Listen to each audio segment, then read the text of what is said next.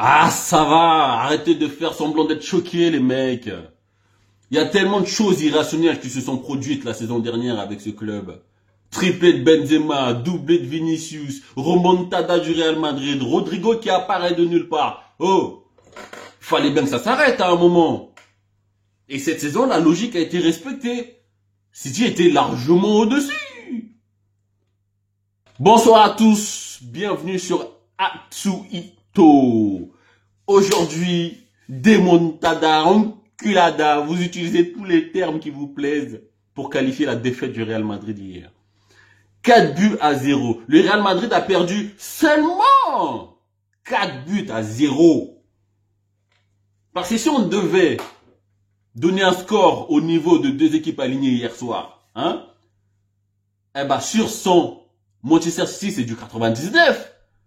Hein, le Real Madrid, ils étaient peut-être à 2 hier. Parce que au-delà du score, mais c'est une humiliation footballistique. C'est une leçon. On va commencer par Manchester City. On parlera du Real après pour mieux les terminer, tu vois. Manchester City hier a donné... Pep Guardiola a donné une leçon de football à Ancelotti. Ancelotti qui a 60 ans de carrière, le mec, il est né dans le football. Pas une fois le ballon a été maltraité avec Manchester City hier. C'était le match presque parfait. On va toujours dire presque parfait parce que déjà il n'y a eu que 4 buts au lieu de 8. Je vous le dis, hein. 8-0, mais c'est ça le score en vrai. Guardiola. On le critique beaucoup, on le descend beaucoup. Moi je l'aime pas personnellement parce que voilà, il veut toujours être la star. Et ça marche là où il passe. Il fait des résultats, il y a toujours des résultats, tu vois. Mais moi il y a une chose qui me dépasse et je trouve que ce qu'il fait, cette chose-là qu'il fait, c'est exceptionnel. C'est le dédoublement de ses joueurs. Laissez-moi vous expliquer. À Barcelone, au Bayern et à City, quand l'équipe de Guardiola joue, j'ai toujours la sensation qu'ils sont plus nombreux que l'adversaire. Je sais pas comment il fait ça. Je sais pas. Hier, ce qu'il fait avec Stones, lorsqu'ils sont en possession de balle et que Stones passe milieu de terrain, ça rajoute un joueur en plus au milieu de terrain. Du coup, ils sont à 3 derrière. Et ce, de manière systématique, c'est-à-dire à chaque fois qu'ils prenaient possession de la balle, Stones était milieu de terrain. Ok? Donc maintenant, vous imaginez le truc.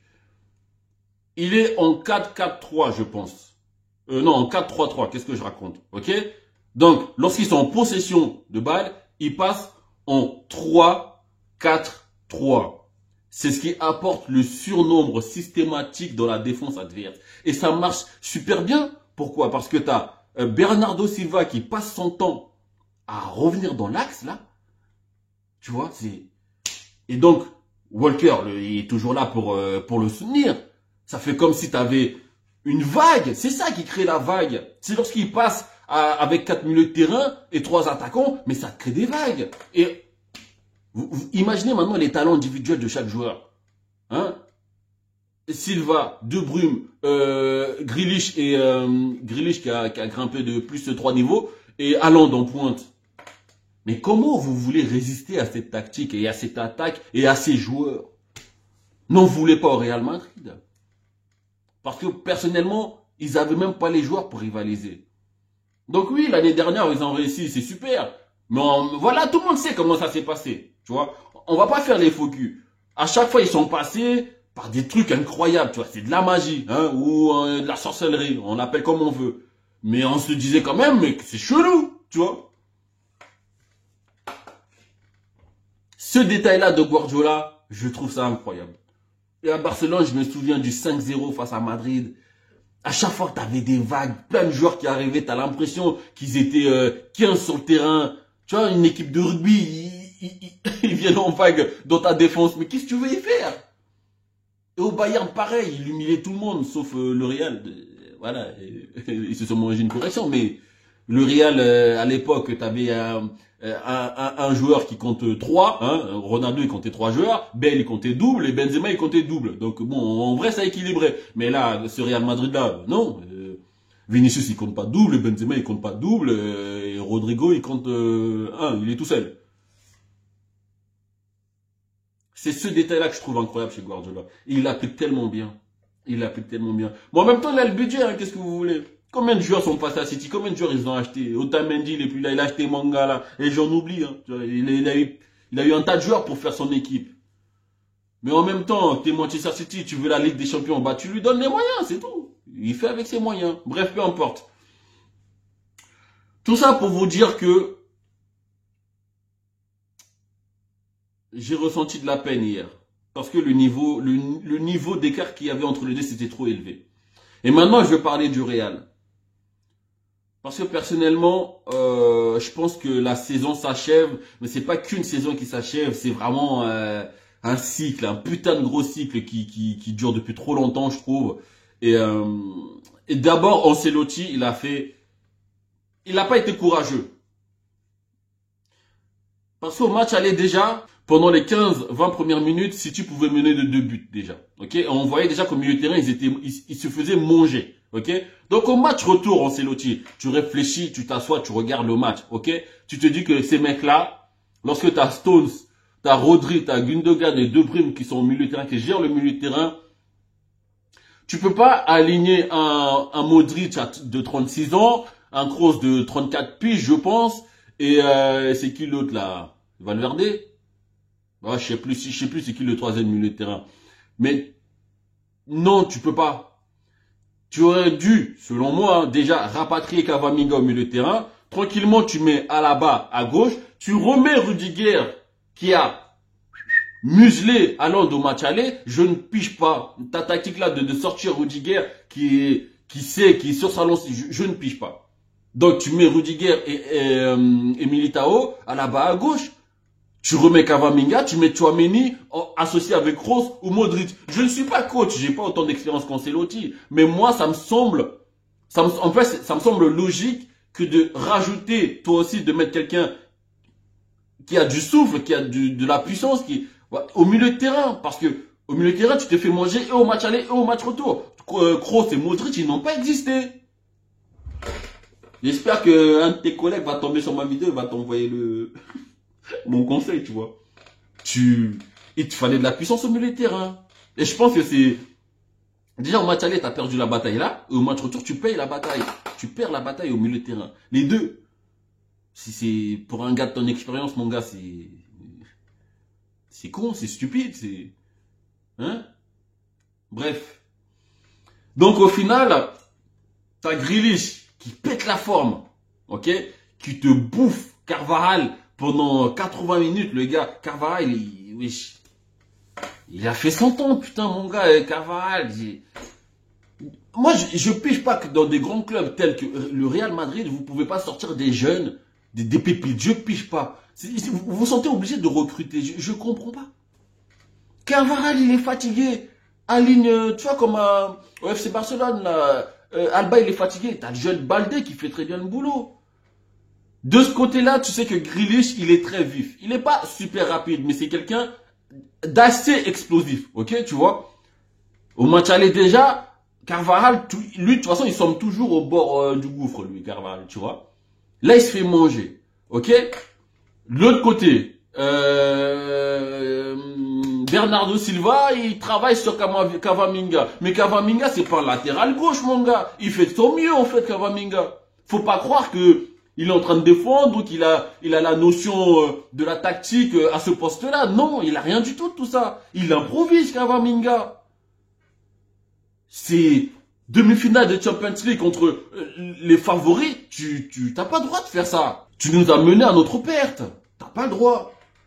Donc maintenant, le problème, c'est qu'à partir du moment où Carvajal est muselé, Camavinga est muselé, au milieu de terrain, ils se font carrément manger, mais tu veux que Vinicius, Benzema et Rodrigo, ils soient alimentés comment en fait? Hein?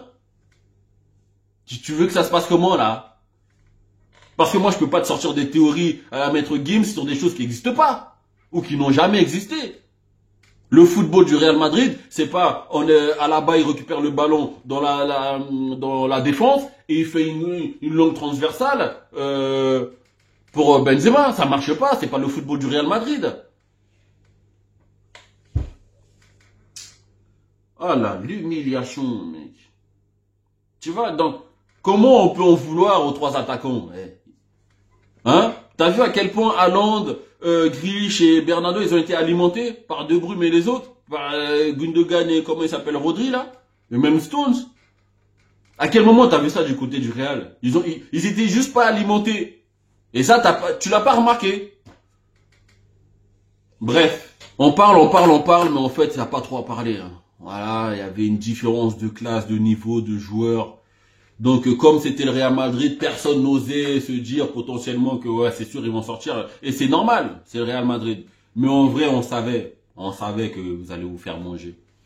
Et maintenant, parce que comme c'est la fin d'un cycle, là, c'est vraiment la fin du cycle. C'est mercato de bâtard qui arrive là au Real. Hein. Je vous dis, hein. Si Mbappé ou y a qui, t'as Mbappé, t'as Rashford, t'as Bellingham, t'as ces 3 là et Haaland, voilà. Si le Real ne signe pas au moins 2 de ces 4 là, c'est que c'est pas Florentino Pérez le boss. Hein. Mercato de bâtard qui arrive, saison de l'année prochaine. Voilà, l'équipe du Real Madrid, je peux vous assurer, ils vont être au taquet. Bon, on se retrouve avec City Inter en finale. Une finale inédite, hein, il me semble. Hein. Ça n'a jamais été, non, il n'y a jamais eu de finale Inter-City. Donc, c'est l'occasion ultime pour Guardiola de enfin briser la malédiction. Et pour l'Inter, c'est une saison exceptionnelle. Inter en finale, mais déjà même en demi. Ils se retrouvent en demi. Ok, ils se retrouvent en demi. Mais le pire dans tout ça, c'est l'enfoiré du club, là, le Milan, qui te sort Naples, qui nous empêche d'avoir une putain de rencontre entre Inter et Naples. Vous sortez Naples pour venir faire cette prestation minable contre l'Inter. L'inexistence totale. Vous trouvez ça normal, vous? Bref, peu importe. Inter City en finale. Attention, les mecs. En un match, les interistes, je vous le dis, ils vont le faire. Ils vont le faire. Je sais pas, je vous dis, ils vont le faire. Et je sens que Inter va gagner cette Champions League. City part largement favori, hein. Mais ils vont le faire. Je le sens.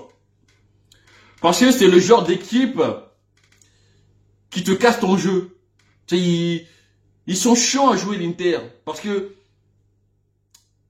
ils marchent par des coups de sang, des coups de sang de Martinez, des coups de sang de Dzeko, des joueurs qui semblent potentiellement absents, mais qui apparaissent à des moments bizarres. Bref, moi je vous dis, Inter, ils vont le faire.